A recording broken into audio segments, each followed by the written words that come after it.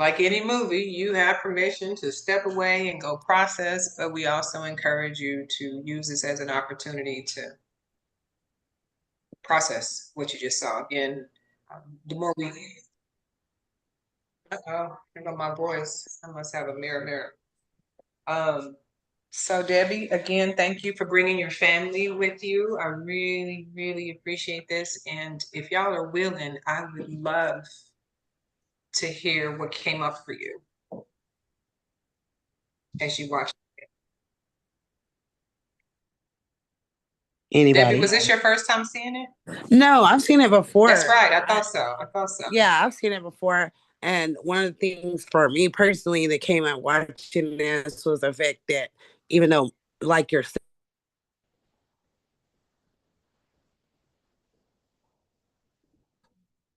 the kids are going to have families and it starts with us. You know, that's the big message that I learned rewatching the movie is that basically, in order for us to pass down the mindset of this change, we have to be first willing to embrace it ourselves and deal with our own traumas in order to help other people to get to that safe spot in their lives where they don't have to repeat those same cycles of growing up in traumatized environments that lead them to the physical, mental, and emotional issues that they have as adults. Mm, powerful. That goes back to what we said at the top of the call, right? Like we got to work with the adults, right? Like who do we think, Yeah, kids are being, it sounds like a horrible word, but groomed by, some people think of grooming as only like sexually, but grooming is also a violence pattern that can be passed on, right? You're grooming kids to exactly. handle their emotions incorrectly. And again, we don't know what we don't know. So thank you for sharing. Was there anything that came up that surprised anyone in the room?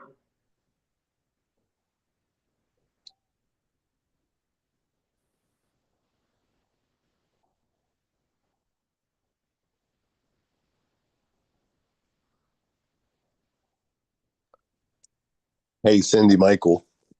Hi, Michael. Hi. I wouldn't say surprised, but it was fascinating to see all the data. I heard her say, the doctor say 2013 award. So this data has been available and it needs to be shared continually. I love the fact that there is a component of what as an adult can we do to help our children, you know, help us get over our aces so that we don't pass on to children. And I heard a fair number of medical terms coming out of the pharmaceutical industry. The dose comment is something that we need to do. We need to kind of redose, our the way we interact with our children and help our adults as parents, realize that they are uh, giving out some form of bad medicine if they don't make some changes. So it was fascinating to hear the background data and then some of the connections to healthcare, cardiovascular disease, etc. Not just the violence that comes from adverse childhood experiences. I found that fascinating. We need to reduce the dose. I mean, reduce the dose. Like there's some ACEs like poverty that are just not overnight fixes. But being able to reduce the dose of ACEs is the start because once you hit that threshold of 4 or more, there we go. We're only as sick as our secret. So I do appreciate it. Is there anybody else that would like to share or add on? Don't feel obligated, but if you do, just come off the mic, raise your hand if you'd like to speak. I do want to just,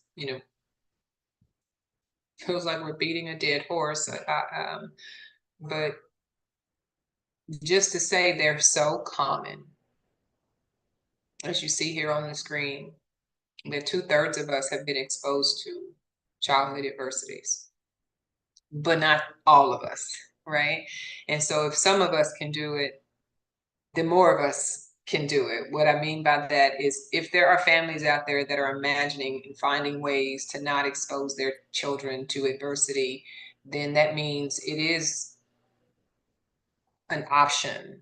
It is within the human capacity to prevent these, because this is not 100% of people in the world have childhood adversities. It's telling us that 2/3 of us here in at least our country have been exposed to ACEs, and then to know that you might meet and marry somebody that has ACEs, because almost 32 million women at the time this research was done, almost 32 million women in our country had that threshold of 4 or more. And then almost 25 million men had 4 or more. That means they're walking into relationships potentially with unhealed wounds.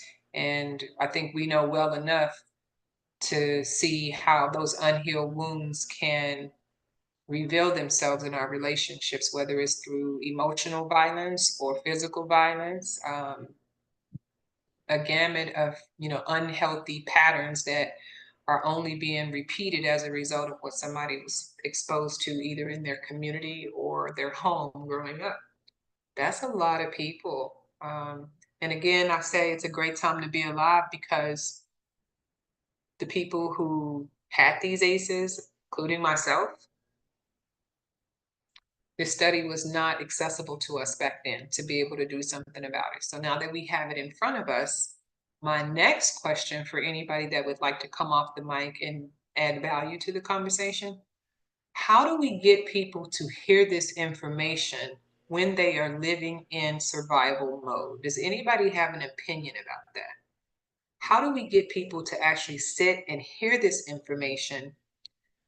As the lady said in the video, the lady who talked about having all the kids by multiple different fathers, how do we get them to stop and listen when all they want to do is just survive the day? Anybody have a thought on that?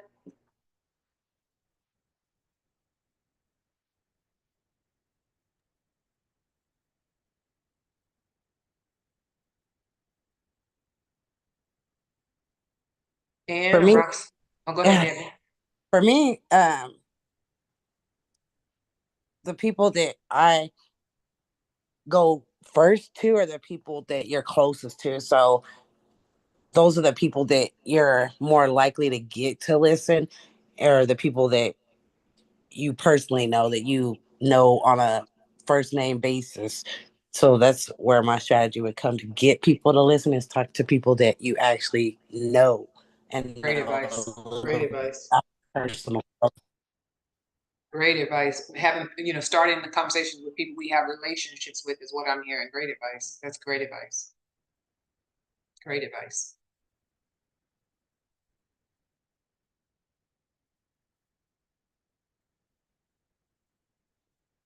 Well, on the screen are the extended ACEs.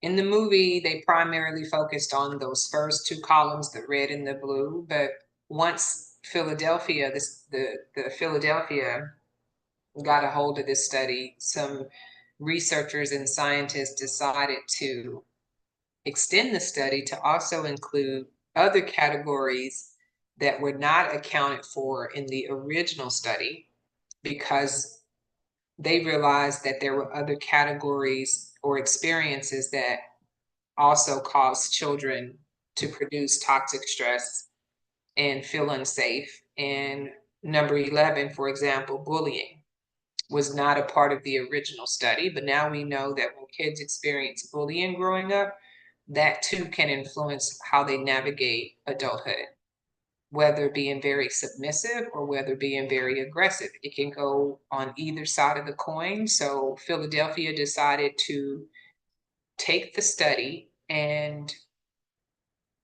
research communities that were more poverty stricken.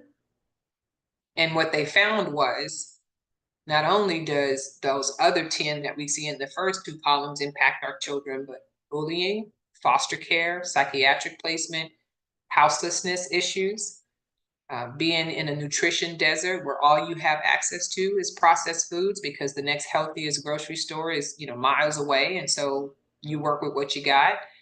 And I'll come back to number 13 and why that ended up as one of the adversities.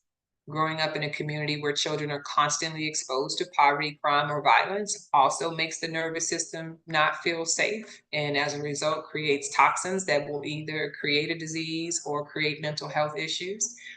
And then children who grow up experiencing discrimination or racism. And so thinking not just in terms of their skin color or their zip code, but also now we know kids who are having shifts in their sexuality. Even those kids who are being bullied nowadays are going to be impacted by this later on in life. And now that is also considered an ACE. I come up back to number 13 because the most recent research talked about one of the antidotes to ACEs and calming the nervous system is by taking care of the gut. Your gut is your second brain, if that's new information to anybody. Your gut sends more information up to your brain than your brain sends down to your gut. And if y'all ever had butterflies in your stomach, or if you ever had that gut feeling, or if you ever had unease in your stomach because of somebody upsetting you, that's essentially what is happening when children are exposed to toxic stress. It impacts the gut. It impacts the gut. And when we're putting unhealthy processed foods on top of all of these other adversities in the column, we're essentially creating colon cancer. We're creating diseases of the immune system as a result. And what ends up happening is they just get labeled as something else, when in actuality, it can all trickle back down to, has this person had an opportunity to address some of the adversities from childhood? So the nutrition desert, again, is more of a systemic issue, because I tell people I don't believe that the system is broken. I believe that the system is a well-oiled machine. I believe that the system is corrupted because it's being led and run by wounded people that have not healed from their trauma. So again, it's not broken. It's just being run by people who are wounded with their own adversities, and now they're just tacking that on to, people that they, to Debbie's point, don't have a relationship with. They're making decisions based on their own experiences. And so the nutrition desert and kids not having access to healthy foods is another big thing. And this information is not as accessible to the people who need to hear it most, because sugary foods and processed foods are the first things that, again, we only know what we know, right? And if that's what we grew up on, of course we're passing that down, not being aware that we're adding unhealthy products on top of a gut that is already stressed from the other adversities that are not even edible related, if that makes sense. So I close this presentation by saying I had all 15 of these. I don't count houselessness particularly, because even though there were times growing up in Lubbock where my mom had to leave a partner that was violent, we were never homeless to the point where we had to sleep in the car, because a family member would always take us in until my mom could get back on her feet. But I aced this score before I left Lubbock. What made the difference for me? The difference for me came because there was, you talked about this at the top, Debbie, a teacher at Estacado. His name was Prof. He was the teacher for the athletic trainers. And I happened to also be an athletic trainer that time in high school. And I remember Prof is what we called him, taking me on a college tour with like 3 other people. Kendrick Turner was one, and maybe a other person was another one, but took us on a field trip off to a college down the street from Lubbock. And that was the first time I had the realization that I could live on my own and have a room where I did not have to share the bathroom and I didn't have to share my bedroom. So had it not been for Prof taking me on that field trip in February of 1995, the year I graduated, I probably would not be where I am today. Solutions start with adults who have awareness that Prof saw me as somebody, he knew all of my family members, and he invested time in me to make sure that I didn't end up like the other kids he was seeing going down that rabbit hole, if you will. He knew my brother. He knew my brother had been murdered. And I think this was probably personal to him. And so for whatever reason, he latched on to me to try to make sure that I got into college. And that's what made the difference of me not being still in Lubbock today, following in some of the same footsteps of some of my family members that unfortunately did not have an opportunity to meet a teacher. Prof. So the first step towards change is awareness, and then the second step is acceptance. And no epidemic has ever been resolved by paying attention to just treating the person. Like, we've got to get to the root of this. And as I think it was you, Michael, who said this has been around for a long time. Why doesn't it more people know about it? You did it. Y'all hugged the cactus today. Y'all hugged the cactus today. Y'all hugged the cactus today. And I appreciate you using this opportunity to bring yourself to awareness on ACEs. And without further ado, let's get to the feedback part. If you guys take the survey, you're going to, I just dropped it in the chat. You can open it on your phone or your computer or wherever you are, fill it out at your convenience. I'm sure Debbie will be very grateful for y'all doing that. And then within the next week, if not by the end of the week, you'll get a certificate of attendance that you can use as your remembrance that you came to this conversation. That'll come to your email box as soon as you're done taking the survey. Not as soon as you're done, but it'll come to your email box once we verify it. And that concludes our film screening for today. Was that painless or just a little painful? How are we feeling? Anybody want to share? It was pretty painless to me. I enjoyed it. I don't have a big bunch of talkers here, but the No, feedback. it's okay. That's totally okay. That's totally okay. Enjoyed it. My husband said that it did bring a lot of new thoughts and information to his mind, but he did not want to participate in sharing. No, that happens. Totally okay. Remember, we gave people that option to opt out, and it's usually like that when people hear about it. So again, we're going to encourage you. I mean, obviously, we're not doctors. We're just civilians, trying to help each other out. Talk to your counselor, talk to your therapist. If you got a job, find out how to use your, what do they call it? Your sessions. Most jobs will give you access to some of those sessions where you can see a counselor on it. But again, we encourage you, and don't be alarmed if they don't know what you're talking about, but just let them know you want to start addressing bringing your nervous system to calm, or even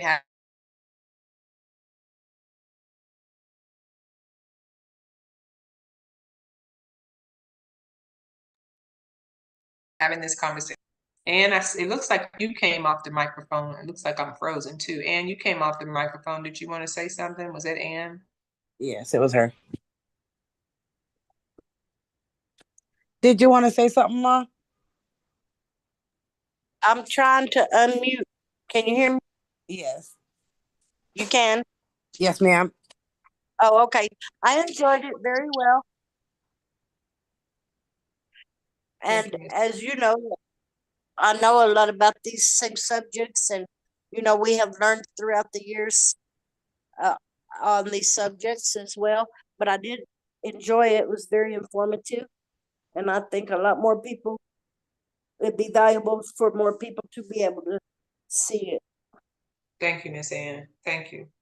Well, we do it every month on the first Tuesday, so we'll be back again. I believe it's June the 2nd or 3rd. If y'all know somebody that should attend, I would encourage you to invite them, share the link with them so that they can register. But we'll be back again, same time on June the 3rd.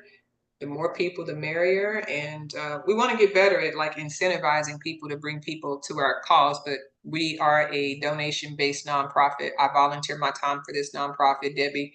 So just would love to have you guys come back. But that's it. Thank you so much. You're welcome. Thank you. Y'all have a good night. Great night, actually. Bye-bye. Bye-bye.